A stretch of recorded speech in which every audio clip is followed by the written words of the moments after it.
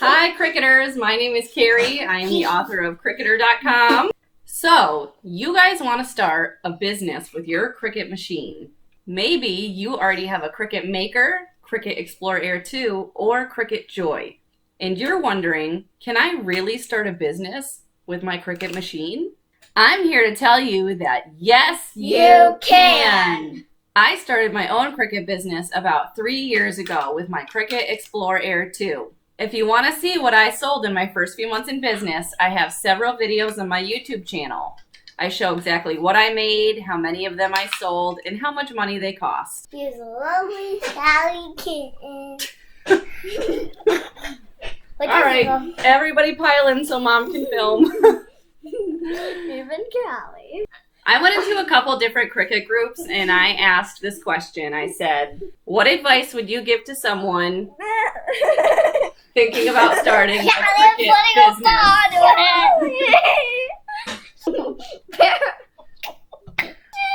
Climbed on my head. I took all the best feedback, I organized it into a list, and I used it to help me make this video. There is so much good advice in this video. Make sure you watch it all the way till the end and don't skip through it because you don't want to miss out on this feedback. I so wish that somebody had made this video when I started my business 3 years ago. The first thing that I'm going to talk about is how some people will encourage you. You're going to come across two different kinds of people in your life. People who lift you up and encourage you, and people who pull you down. It's important to always stay positive and don't let people's negative comments crush your dreams. I think that if you work hard at anything, you can make it happen. So some of the comments that I got were very encouraging. Evelyn says, go for it. Nina says, do it. Eugenia says, do it. I made a website using Square, $12 a year for the domain and $12 a month for the site. Word of mouth and social media to get your name out there, and you can keep costs down by requiring full payment up front and allowing 2-week turnaround depending on your order size. This is great advice. I started my own website, but it's not necessary. I mean, you can sell on other free platforms like Facebook. Having your own website is nice because then it gives people a place to order from instead of communicating back and forth through Messenger and then trying to be like, here's my Venmo. You can just send them to a legitimate website, have them place their order there. It's a lot more professional. Lisa A says, go for it, but don't quit your day job. You'll never know unless you try. Carmen S says, have fun, try everything out, and see what you love more to do, either shirts or mugs or tumblers, etc., or all of it. But remember, have fun and don't suck in the negative. Keep positive. Remember, practice makes perfect. I love these guys. That's great advice to give to somebody thinking about starting their own Cricut business. They're positive, helpful, encouraging. That's what I try to be to you guys. I want to give you guys hope. I want you to see that it is possible. Hard work always pays off. Unfortunately, not everybody in the world thinks that way. Which brings me to my next slide. Some people will discourage you. Kristen D says, don't do it. Wendy W says, don't do it too. Allison down here, she says, don't expect to make any money. You'll waste more than you think. She also thinks that if you do make money, you're only going to make $0.25 an hour. It takes her a very long time to pick a font out. Jessica O up here, she says, don't start your own Cricut business. The market is oversaturated. And if you do, then make something unique. And Sarah L had a story to tell us. Almost all of it friends have cutting machines now. Years ago, it was a rarity. Just on my street, there were several. Not trying to be negative, but look at your Facebook marketplace. You'll see how saturated the market is. My friend just went to Disney and asked about shirts. They bought 6 shirts for 10 days. The girl she bought them from only charged $5 per child shirt and $6 per adult. And that price included the cost of the shirt. I have no idea how the seller made any money on them. Well, Sarah, the seller probably didn't make any money on them. You need to make sure you're charging your customers the correct amount of money so that you can be profitable while still being competitive. Which brings me to my next topic. Is the market oversaturated? I love this picture that Kathy H shared. She said, don't listen to the oversaturated comments. When you feel discouraged about your business idea because there's so many people around you doing the same thing, go to the grocery store and look down the bread aisle. Same idea, 15 plus companies selling the same thing. We can all eat, boo. Don't doubt your ability. Hunter C says, learn how to market and advertise. Saturation is just an excuse in my opinion. Look how many stores sell the same clothes and they all get customers. Focus on creating quality products, have good customer service, and learn advertising and you'll be fine. I totally agree with Kathy and Hunter and Miss Cash. When your orders do start coming in, make sure that you always get payment first. Always, always, always, always, always. I'm going to drill this into your head because it is so important.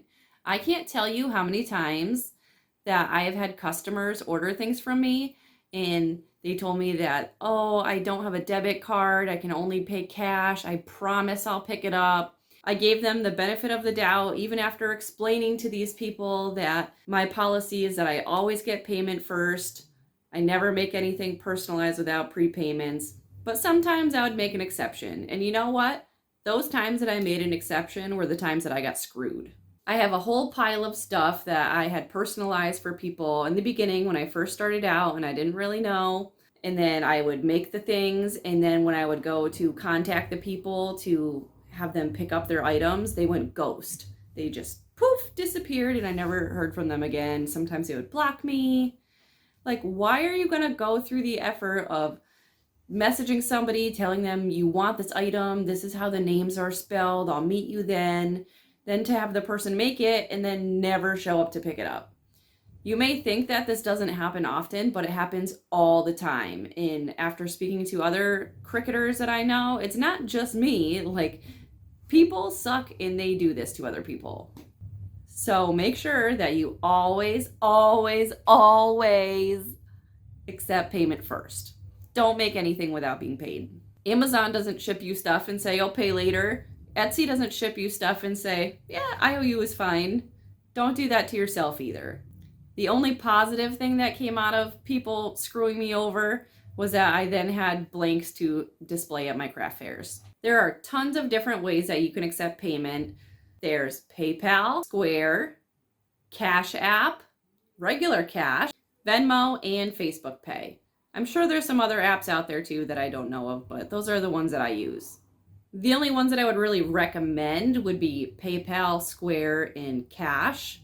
The other ones aren't really secure and they're not made for business use.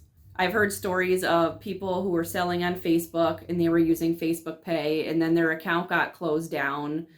One person, it was because of like profanity in the design they were using, and Facebook shut down their account and froze their funds and they lost all the money they had in that account. Learn from that girl's mistake and don't use Facebook Pay. I'm including it in the slideshow because it's an option and people will use it, but it's not the best option. I always send invoices through PayPal. The next thing you have to do is create a return policy. Sue J up here has some great advice. If you're planning on selling, at least get a deposit for your materials in advance and have some guidelines about returns. Here's Brittany F with some advice. She agrees with the naysayers who say don't start a Cricut business. The market is full of it, but if you do, don't start a personalized project without a deposit. That's good advice. Don't give friends and family a discount. I definitely have a tendency to give my friends and family discounts. Hi, baby. You want to help me film? Yeah. Okay. Have a blanket policy that's on your page and displayed anywhere you go that gives return/refund information and stick to it. I agree. Before you cut a personalized project, send a screenshot to the buyer for double checking. Don't take on a big project for cheap. Find 1 or 2 things no one in your area does and do them well. I agree with everything she had to say, except don't start your own Cricut business, because I think that if it's something that you love and you want to do, then you should try it. Shay Shay wrote us a big, long comment, but I think it's a good one, so we're going to read it. How long is this? Yep, that big one. Oh my god. The big one right up here. She says, make sure you make a list of terms for purchases, a strict return/refund policy. Always take payments ahead of time and always get your design approved by the customer on custom items. I do this by taking a screenshot of what I'm making them, and then I send it to them and I say, this is what the design looks like. Does everything look okay? Is everything spelled right? Is there any, mistakes? This covers your own butt. Why did you say but? Make a pricing list and stick to it, and don't be afraid to ask friends and family to pay, even if it's at a discount cost. This is true. You should be paid for your work. Pick 1 to 3 items you want to sell and perfect the craft of those objects before adding additional items. This is something that I also do. I always focus on just a small handful, like she said, 1 to 3 projects per season. Per season. So depending on the holiday that I'm working on. So if it's Christmas, I'll just have like 3 things, or Easter, I'll have my bunnies, my baskets, maybe Your something bunny else. baskets. My bunny baskets. Get a swing arm tabletop heat press because it saves time and effort and makes the shirts perfection. True. I love those heat presses. Make sure you market yourself and advertise as much as possible. And always remember, word of mouth is the best way to get your name out. Great advice. Do fun giveaway contests to get people interested. Make sure you make a watermark for your designs and projects so people can't steal them. This is also great advice. I can't tell you how many times I have people messaging me asking if they can use my pictures for things that they want to sell. I really don't like doing that, so please don't message me and ask that. You shouldn't copy other people's work. And if you... I don't. I'm not saying you do. So if people find a project that they like, it's great to use that for inspiration, but put your own personal touch on it. Make it be yours. Don't make it be theirs. If you don't have a watermark on it, don't be surprised if somebody copies your photo and then tries selling it where they live. And always make sure you don't agree to a project you haven't done before. It is business suicide to say yes and then post in a group, how much should I charge and how do I make this? It makes you look desperate and incompetent, and you don't want to give a blind project starter to a paying customer. Other than that, don't get discouraged if social media sales don't take off right away. There's a lot of competition. Research your area for what sales and price points for those things so you know what you are up against. And remember, there are festivals, craft shows and fairs, booths at flea markets, swap meets, little mom and pop stores, and many other ways to sell your items without social media and marketplace. Be confident and determined, and you will get there. And lastly, if there's ever a point where your passion for crafting is being questioned, close up shop for a month and go back to making things for yourself and family, and remind yourself why you bought your Cricut to begin with. God bless and good luck. This is really awesome advice. Another incredibly important thing that you should know before starting your Cricut business is how to follow the law. Jeremiah says, study image copyrights. Not all images you obtain that are free or purchased are equal, and it could save you legal issues in the future. This is great advice. Study trademark and copyright laws. Just because you buy a Disney SVG on Etsy, it doesn't mean that you can legally sell that. Even if they tell you it comes with a commercial license, it doesn't. Commercial licenses from Disney cost like thousands of dollars.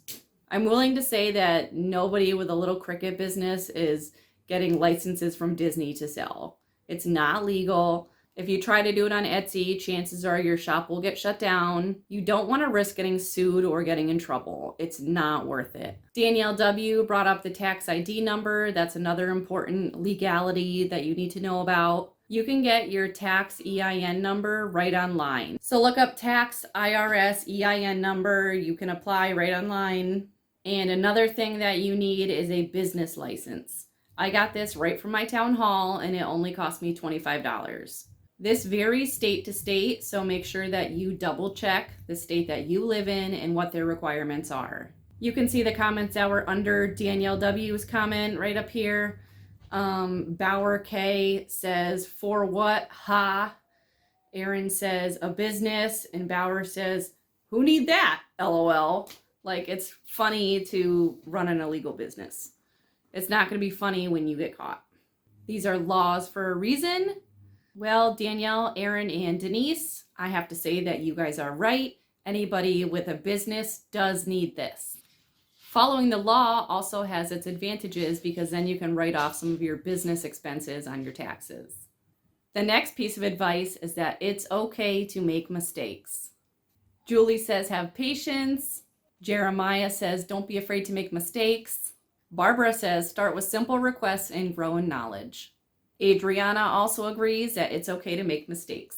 Be original and never worry about others' opinions. I was going to say mistakes will be made, but I was beat to it. Romina says be easy on yourself when you make things. Handmade things are not perfect, and that's the beauty of it. And Cassandra says have faith in yourself. You are not going to get everything right the first time. I included all of these comments because it is a recurring message that it's okay to make mistakes. Nobody is perfect. Don't freak out. Don't get discouraged. Just learn from your mistakes and try again. And while you're learning from your mistakes, keep practicing because practice makes perfect. Alexis over here has some good advice. She says, practice, practice, practice before selling or taking orders. Julia says to master the product. Give samples to friends for free in exchange for honest feedback on how the product holds up.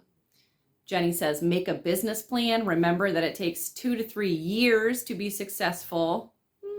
Maybe not that long, but it definitely takes that long to build up a huge following and recurring orders.